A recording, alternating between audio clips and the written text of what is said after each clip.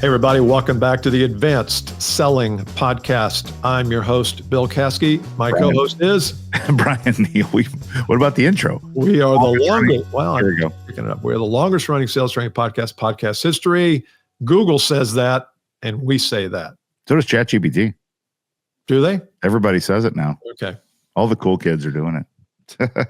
So if you go to Google and say, what is the longest running sales training podcast history, guess who you'll see? It's good. LinkedIn group. Yeah. We gave them an assignment last week. I don't know that this will drop in time for them to know, does it? I don't think it does. Anyway, we're going live April 7th. If it's past April 7th, you missed it. Oh, yeah, but you can go in the group and see the recording of it, though. Okay, that's good. See what it's live. We're going to be doing more of that, I think. And then go to the Insider. Go to the advancedselling.podcast.com. Look for the Insider. Join that program. We talk about that all the time. And great topics. Live coaching. Bill Caskey. Can't beat it. Bill, I had the absolute honor. Now I know our podcast is listened to people around the world. Listen to the Advanced Selling Podcast. Mm-hmm. Some know that we're headquartered in Indianapolis, Indiana. You specifically are headquartered in Carmel, Indiana, which most people call Carmel. I had the great honor to be the keynote speaker at the Carmel Police Department Awards dinner. You told me that last Friday, and I got to do it, and it was fantastic to be around that group. I got to meet the mayor. Felt like I was like, that's the mayor over there, Sue. Yeah, Carmel. Yeah. And I did say from the stage, and I said, just be with me on this one. I said, growing up, in Indiana, Carmel kind of had a little reputation, let's say. People would think like, oh, it's Carmel, like all the fancy stuff and the fancy houses and the rich people and all these fancy things. And they started building roundabouts. And, I'm like, oh God, of course, Carmel's going to build roundabouts at every stop. Of course they're going to do. But I got to tell you, and I said this on the stage, I love Carmel now. And I say this all the time. I hate that I love Carmel. I tried to hate him so much, and I can't. It's just such a great community. So cheers for that. I did not get any get out of jail free cards. I got no business cards where you hand your license if you get pulled over. But what a great time to be with that group. And they have these awards. It's just stuff you don't know. They have these life-saving awards. I don't know what they call them. People actually saved another human's life as part of their job. It's what they do. It's just so wild to think about. But they were fantastic. It was really, really great. That's good. Great group, really great group. That's good. Yeah, I know what you mean about that. I grew up here, so I never had that experience of hating it. I was liked it, but I've had a lot of people who have moved in, and they're like Warren Central or Greenwood. A lot of Center Grove people, and Center Grove and Carmel have like this rival. They hate each other, but then they come up and are like, oh, I wouldn't live anywhere else. Why would I live anywhere else? It's true. It's a great community. So if you're ever passing through, give us a shout out. That'd be an interesting thing. There've got to be salespeople that come to Indy that listen to the podcast. Yeah, we'd love to meet you. We've done that a couple times. There's got to be, we got millions and millions of listeners. Don't be bashful there, people. And we can help you with connections, maybe. I don't know. But so now you're inviting people to have coffee with us? I mean, Bill's got a beautiful pool out back. We're going to sit and smoke cigars. Exactly. We have a listener meetup.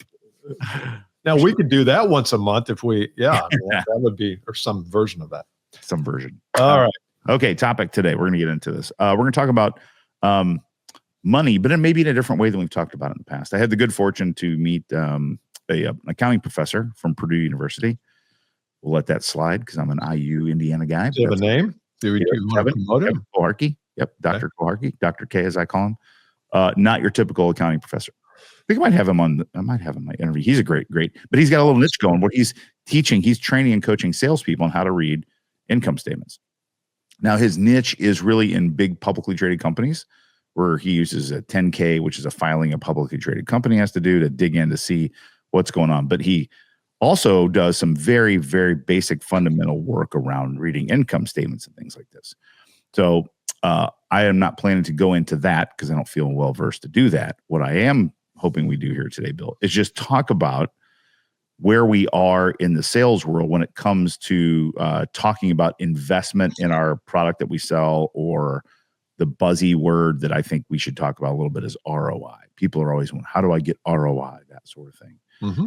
And so just talk a little bit, if you're listening to this, and think about, how do I think about this, talk about it, and that sort of thing. Because it no matter what you do, what you sell, at some point the money's in the game, and there's someone who's likely not in the process, or if they are, it's likely CFO or controller, or accountant, whoever is going to poking around at pricing and terms and things like that, and justification.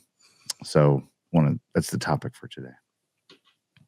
I love the topic because I don't think we, and I'll say me, I don't think I am well enough versed sometimes, or don't feel like I am, in the topic of economics and accounting and investment to have a intelligent conversation.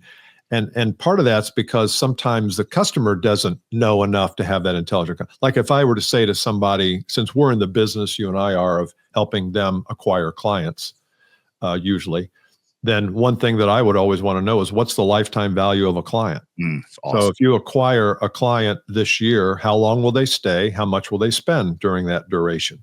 And if you don't know that, which most people don't, most companies don't, if you don't know that, how do you ever know how much to assign to a budget to acquire that client? Yes. If I'm going to generate a client and every client is worth $1 million over 10 years, at least on average, what am I willing to invest to get that? Yes. Am I willing to invest $100? I hope. Yes. I'm willing to invest. Yeah.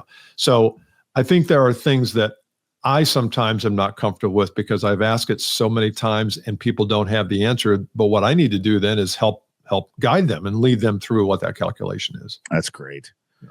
We just had, I know it's a consumer version, but my wife got her hair done, and she said this weekend, and she said, I think this is the 20th year that I've been going to Chris. That's her hairdresser. He's in Zionsville, Indiana. I'm like, are you serious? 20 years? So it's on average, she's a once a month person, which is a lot. 12 times 200 is $2,400 a year. 2,400 times 20 is, Bill, you're really good at math.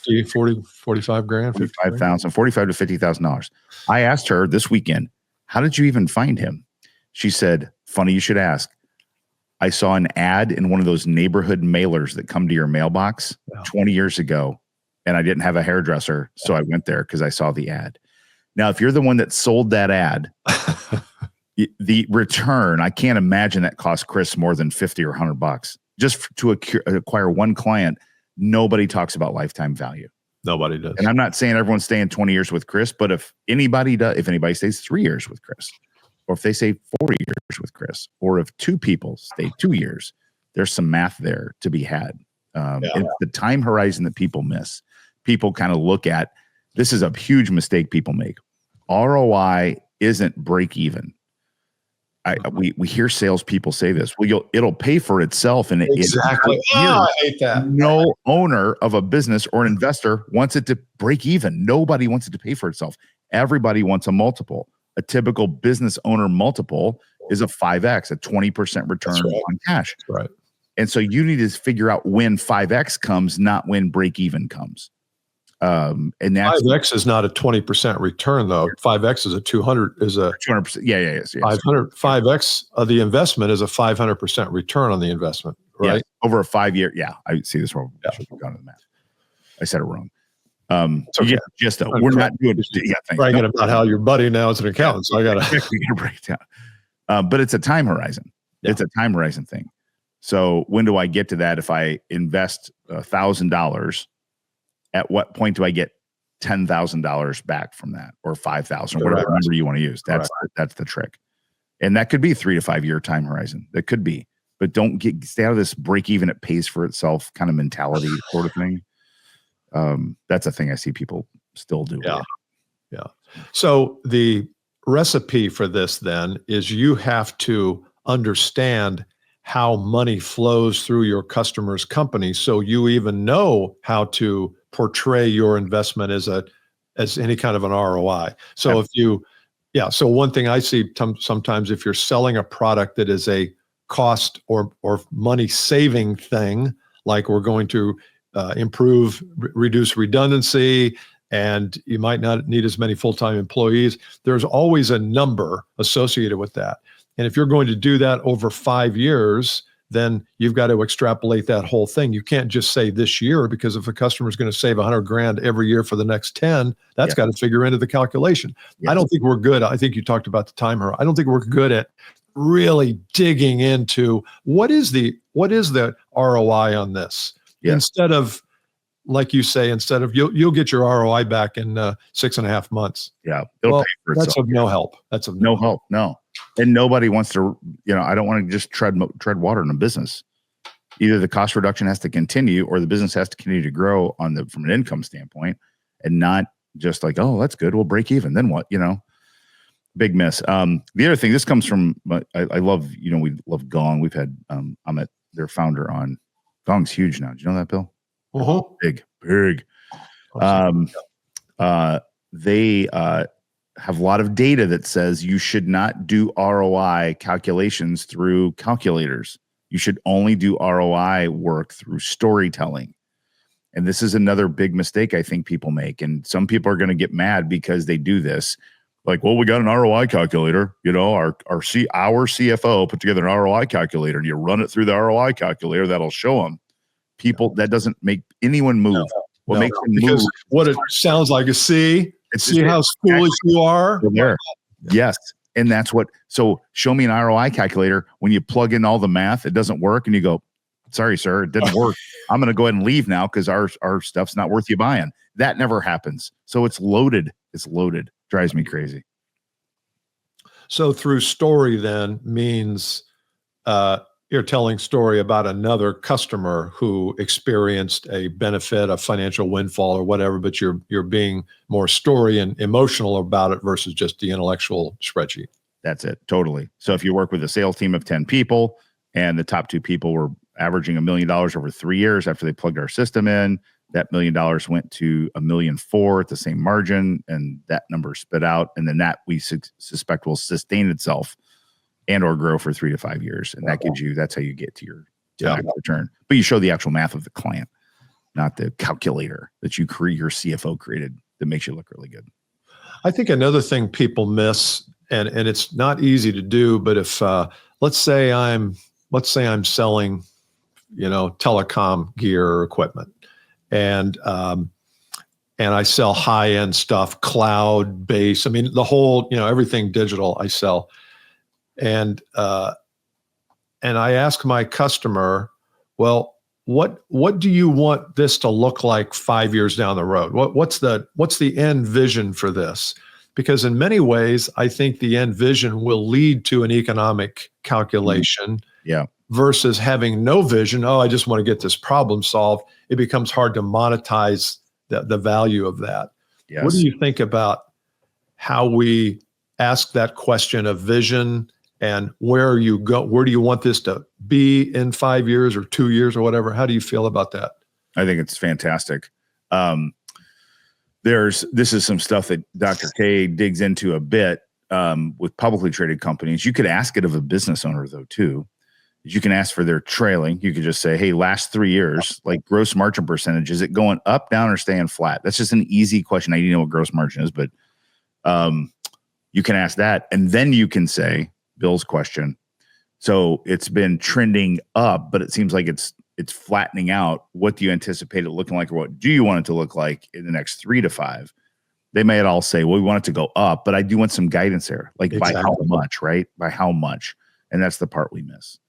We do miss that. Yes, because we just go, oh, we want it to go up, or we're gonna drive costs out of the system. But how many costs, and to what degree, and what's the cost of driving the cost out? Exactly. Seriously, everyone just like harps on this, like, oh, all the positive news. There's a cost to everything, and there's to everything you're going to do. There's a cost to everything you're not going to do. So if we put it on the scale of justice, and we say there's always going to be a cost to buying from me because there's going to be outlay, but there's also going to be cost of implementation and taking your people off the road for whatever. But there is also a cost to not doing anything, to living with the problem. You as a sales professional need to be savvy about both of those. If you're only finding out what the cost of the problem is, and you're not being fair by saying, look, it's not only $20,000 a month, but also you're going to incur another $1,500 a month through Facebook ads or whatever. Mhm. You're not really looking at the whole picture either. You can't expect them to look at the whole picture if you're not willing to. So I think you've really got to be of high integrity here and say, look, I'm going to be asking you some questions about cost of the problem, implications of not solving it. And I'm going to tell you exactly what it's going to cost to solve it. Now you're getting the full picture, as are they. Yes. And if we're doing this right, not every economic deal that we sell is a good economic deal. Yeah. So this should be an off point for a lot of processes. Not the lot is a vague word, but if 100% of them pass the economic test, I think something's wrong. Personally, I don't think every sales opportunity you have is an economically good deal for a customer. That just makes no sense to me whatsoever. Mm-hmm. Mm-hmm. And so you've got to drill down and figure out how to vet that out. And I bet you're losing some deals that you don't know you're losing because you haven't done this. You think you're losing for other reasons, but you haven't done any of this. Therefore, they're not compelled to do anything forward. And they say, well, no, it's just not a good time for us right now. But you didn't do any compelling math out to show them. Like, I had a client who had a deal stuck. And I asked her name's Anna. She's an awesome sales leader. She said, it's a huge deal, kind of stuck with a person retiring, one of those deals. I said, and I know what she does for a living. They help healthcare systems collect money. I said, how much are they? So when you plug your software in and it starts going, how much extra will you collect in your, because they do all this data. It's like, yeah. She goes, at the very, very low end, it's about $40,000 a month. I'm like, okay. So every month they delay because the CEO is retiring and she wants to wait till the new CFO. Every month is another 40 grand.